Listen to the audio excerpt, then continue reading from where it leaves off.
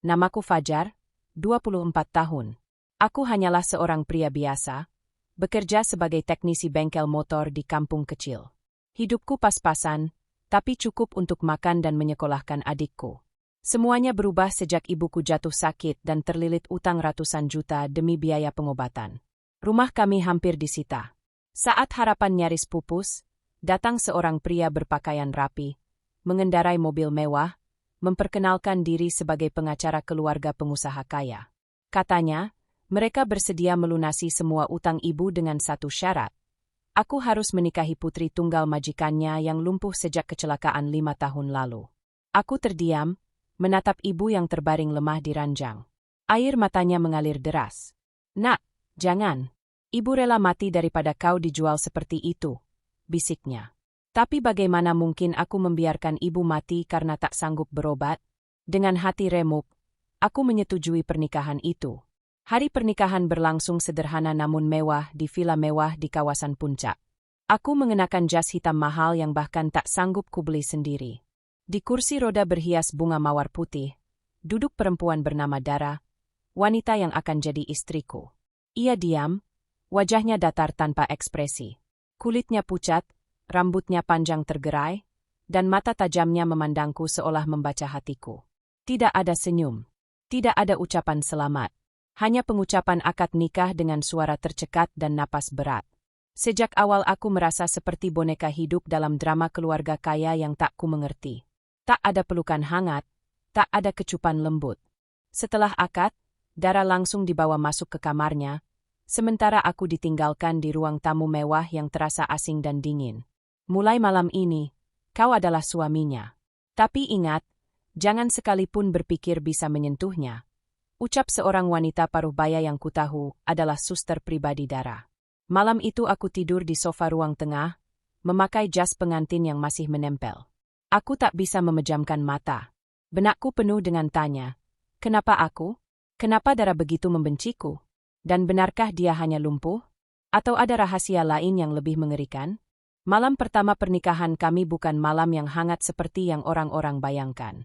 Tidak ada lilin romantis. Tidak ada pelukan atau bisikan mesra. Hanya sunyi dan denting jam dinding yang terdengar menusuk. Aku mencoba memejamkan mata di sofa ruang tengah. Namun suara isakan kecil dari balik pintu kamar Dara membuatku membuka mata lebar-lebar. Tangisan itu lirih, tertahan, seolah dia tidak ingin siapapun tahu. Tapi telingaku cukup peka. Aku bangkit perlahan, melangkah mendekati pintu itu, namun tak berani membuka.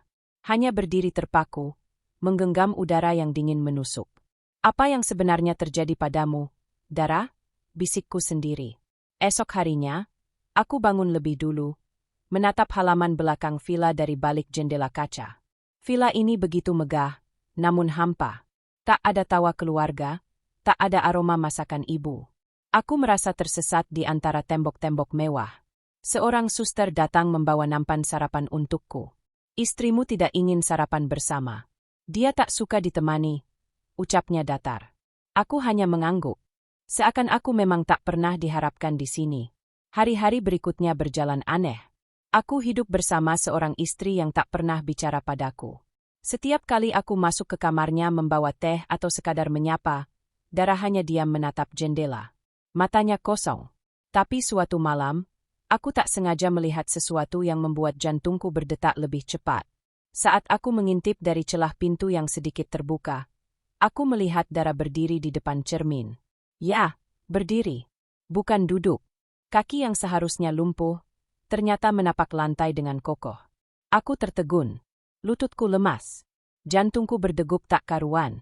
Ingin rasanya ku buka pintu dan bertanya, tapi saat itu Dara mendengar suara langkahku. Dengan cepat ia menjatuhkan tubuhnya ke lantai, seolah kembali lumpuh. Aku bergegas mundur. Berkeringat dingin. Malam itu aku tak bisa tidur. Pertanyaan-pertanyaan menggila di kepalaku. Kalau Dara bisa berdiri, kenapa ia pura-pura lumpuh? Apa maksud semua ini? Apa aku hanya pion dari permainan yang lebih besar? Tapi mengapa? Untuk apa? Apa aku sedang dijebak? Sejak malam aku melihat Dara berdiri, pikiranku tak pernah tenang. Setiap kali kulihat dia kembali duduk di kursi roda dengan wajah dingin, tubuh pasif, Aku seperti dihantui dua wajah berbeda dari satu perempuan yang sama.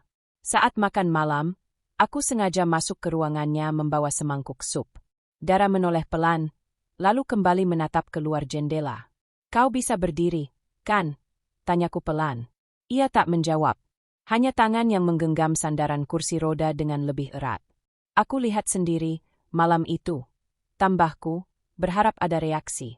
Namun Dara justru menarik napas dalam, lalu menoleh padaku dengan mata merah, seolah menahan air mata atau amarah. "Jangan ikut campur, Fajar. Semakin kau tahu, hidupmu akan semakin rumit," ucapnya pelan namun dingin. Aku tercekat. Kalimat itu seperti peringatan. Tapi justru membuatku makin ingin tahu. Malam itu aku menyusuri lorong villa yang sepi. Tanpa sengaja aku melihat kamar di ujung lorong terbuka sedikit. Aku mendekat, lalu terdiam. Di dalam kamar itu tergantung banyak foto lama. Semua menampilkan Dara tersenyum bersama seorang pria muda. Mereka tampak bahagia, tertawa di pantai, di taman, bahkan dalam pelukan. Tapi di salah satu foto, pria itu tercoret dengan tinta merah, dan di bawahnya tertulis dengan huruf besar, "Pengkhianat." Buluku merinding. Aku membuka laci kecil di bawah meja rias, dan menemukan buku harian berwarna biru. Aku membukanya dengan tangan gemetar. Halaman pertama tertulis, "Jika aku harus pura-pura lumpuh demi menjauh dari dunia, biarlah. Asal aku tak lagi disakiti oleh orang yang kucinta." Aku membaca halaman demi halaman. Dari situ ku tahu, Dara pernah menjadi wanita yang ceria. Ia pacaran dengan pria bernama Gibran, yang diam-diam berselingkuh dan menipunya, hingga menyebabkan Dara hampir bunuh diri dan mengalami kecelakaan. Sejak itu, ia memilih diam, menolak bicara, menolak dunia, dan memutuskan hidup di kursi roda, bukan karena fisiknya lumpuh, tapi karena jiwanya telah lumpuh. Aku terpaku membaca semuanya. Tapi satu halaman terakhir membuat jantungku nyaris berhenti.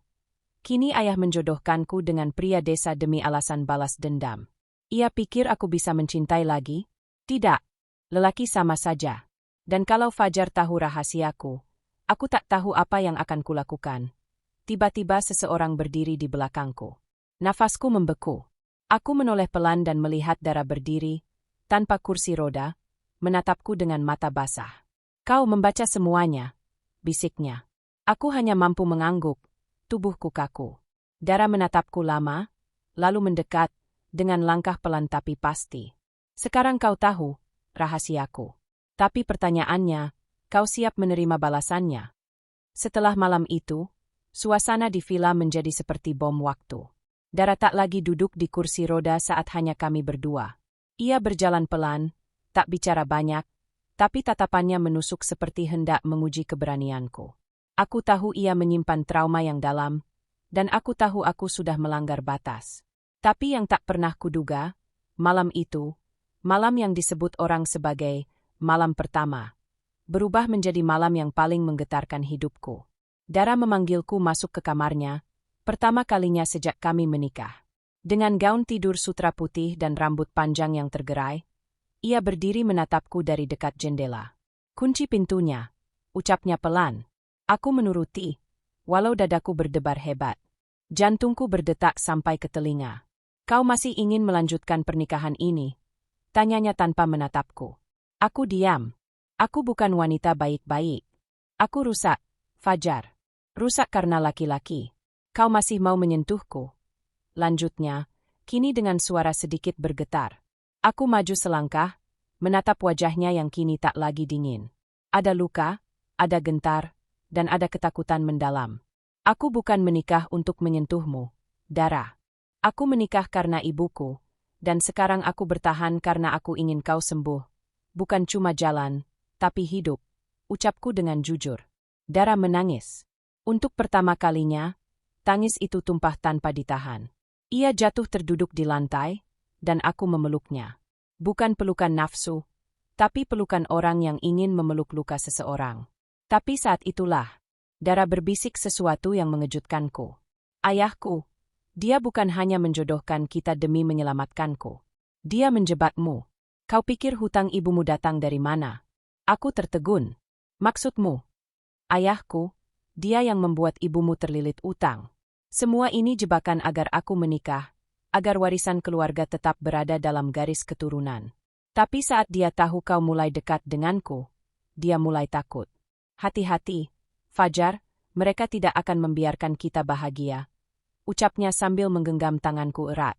Dunia seakan runtuh di atas kepalaku. Aku bukan hanya dipaksa menikah karena hutang. Tapi ternyata, akulah korban dari permainan kekuasaan keluarga ini.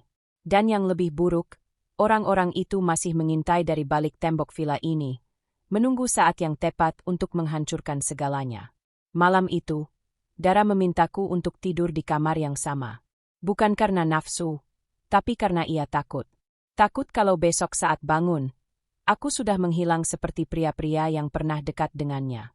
Dan saat kami tidur berdua dalam hening dan cahaya lampu temaram, aku sadar, cinta tidak tumbuh dari keindahan. Kadang ia tumbuh dari luka, dari trauma, dan dari dua jiwa yang sama-sama patah, namun memilih bertahan. Pagi itu terasa berbeda. Udara villa terasa lebih dingin, terlalu sunyi. Saat aku membuka mata, Dara masih tertidur di sampingku. Tapi ada yang aneh. Jendela kamar terbuka, dan tirai bergoyang pelan ditiup angin. Aku bangkit perlahan, melangkah ke jendela dan kulihat ada bekas sepatu di balkon. Jelas itu bukan milikku. Jantungku berdegup cepat. Aku menutup kembali jendela dan mengguncang bahu Dara. Dara, bangun. Ada yang masuk tadi malam, bisikku. Ia membuka mata perlahan, lalu menatapku dengan wajah yang langsung pucat. Dia mulai bergerak, ucapnya pelan. Siapa? Ayahku. Kalau dia tahu kita tidur bersama, dia pasti marah besar. Dia anggap kau ancaman. Dan ayahku, dia tak pernah segan melenyapkan siapapun yang mengganggu rencananya. Kata-katanya membuat darahku berdesir. Tak lama kemudian, pintu kamar diketuk. Tapi kali ini bukan ketukan lembut.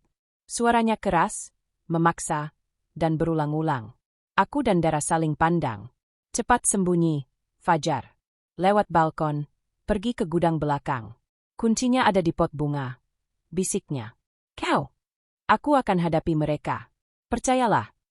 Aku memeluknya cepat lalu melompat ke balkon, turun lewat saluran air dan berlari ke arah gudang. Baru saja masuk ke dalam, aku mendengar suara keras dari arah villa. Teriakan. Benda jatuh. Jantungku hampir copot. Aku ingin kembali, tapi Dara pernah bilang, jika aku benar-benar ingin menyelamatkannya, aku harus sabar dan tidak gegabah. Di gudang, aku menemukan koper kecil yang ditutupi kain lusuh. Saat kubuka, isinya membuat mataku melebar. Ada foto-foto Dara dengan memar di tubuhnya, ada rekaman suara lelaki tua yang mengancamnya, dan ada dokumen warisan yang menyebutkan, jika Dara menikah dan suaminya bertahan lebih dari 30 hari, maka seluruh aset akan jatuh ke tangan mereka berdua. Disitulah semua menjadi jelas. Ayah Dara takut aku bertahan. Ia ingin menyingkirkanku sebelum waktu 30 hari pernikahan berakhir. Aku keluar dari gudang dengan dada panas. Aku tak bisa tinggal diam. Kembali ke villa adalah bunuh diri, tapi meninggalkan Dara sendiri bukan pilihan. Tiba-tiba sebuah mobil hitam melintas cepat ke arah villa. Aku mengenali pria di balik kemudi, salah satu pria yang pernah kulihat mengawal ayah Dara. Aku memberanikan diri mengikuti dari jauh. Tapi saat aku mendekat ke pintu belakang villa, aku melihat Dara diseret oleh dua pria ke dalam mobil. Ia melawan, menjerit, tapi tak ada yang membantu. Dengan nekat, aku mengambil batu besar dan melemparkannya ke arah kaca mobil. Alarm menyala. Salah satu pria mengejarku, dan aku berlari sekencang-kencangnya ke arah hutan belakang villa. Mereka menembak. Pelurunya menancap ke pohon di dekatku. Nafasku sesak. Kakiku lecet. Tapi satu yang kupikirkan, aku harus selamat. Bukan untuk diriku, tapi untuk Dara. Untuk membongkar semuanya. Dan untuk menyelamatkan wanita yang secara tak sadar telah mencuri hatiku dari ayahnya sendiri. Aku terjatuh di antara semak belukar, napasku terengah, tubuhku penuh luka. Tapi di dalam hati, aku tahu aku tak bisa menyerah.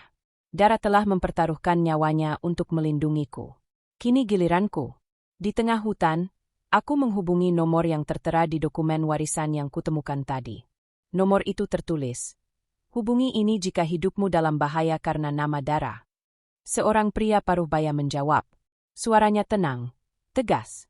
Ia memperkenalkan diri sebagai pengacara lama ibu kandung Dara, yang konon wafat karena ulah ayahnya sendiri. Kau Fajar, ya? Sudah saatnya semua kebusukan itu dibuka. Aku akan membantumu, ucapnya. Dalam waktu singkat, pria itu datang menjemputku dan membawaku ke sebuah rumah tua. Di sana, ia menunjukkan rekaman pengakuan ayah Dara tentang manipulasi warisan, percobaan pembunuhan ibu kandung Dara, dan rencana membunuhku. Semua bukti sudah disiapkan. Kini hanya butuh satu momen yang tepat untuk menjatuhkan lelaki kejam itu. Saat hari ke-30 pernikahan kami tiba, ayah Dara mengadakan konferensi pers tentang bisnis barunya. Saat ia berdiri di podium, aku datang, dengan Dara di sampingku. Ya, Dara berhasil lolos. Ia mengirim sinyal lokasi dari dalam mobil penculik, dan polisi rahasia membantunya kabur. Kami berdiri bersama, di depan media, di depan para investor. Dara melepaskan semua topengnya. Ia berdiri dengan tegak, bukan lagi di kursi roda. Ayahku menipuku, menipumu, dan menipu kalian semua, ucapnya, lantang. Video pengakuan ayahnya diputar di layar besar. Para wartawan gaduh. Investor meninggalkan ruangan. Polisi menyerbu dan menangkap sang ayah, yang kini tak punya jalan keluar. Sore itu langit seakan ikut menangis. Hujan turun deras saat Dara menggenggam tanganku di bawah atap villa. Kau tahu, Fajar, aku dulu lumpuh karena kehilangan kepercayaan. Tapi sejak kau datang, aku belajar percaya lagi. Kau bukan penyelamatku. Tapi kau membuatku ingin menyelamatkan diriku sendiri. Aku memeluknya. Tak lagi canggung. Tak lagi takut. Dalam pelukan itu, aku tahu, kisah kami tak dimulai dengan cinta. Tapi kini, cinta tumbuh dari luka yang kami rawat bersama. Beberapa bulan kemudian, kami tinggalkan villa itu. Kami memilih hidup sederhana di desa, membuka bengkel kecil dan klinik fisioterapi gratis bagi penyintas trauma. Dara, dengan senyum barunya, menjadi penyemangat semua orang yang pernah patah.